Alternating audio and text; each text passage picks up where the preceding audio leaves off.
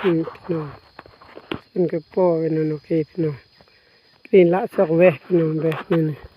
พี่น้องคุยโอเคคุณโอเค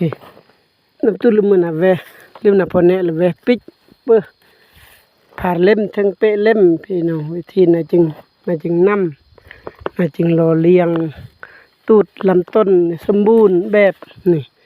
ปักปิดโอเคแล้วพี่น้องนี่ฮะก่อนยุงจะยาวแวะ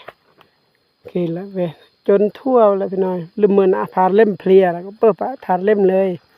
ถ้ามืออาเปะอาซีหรือแวะปิดเปิดแล้วผ่าหรือเปะสูงสุดน้อง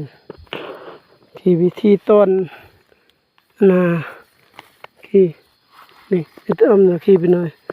มันแน่โอเคแวะปิดนี่พี่น้อง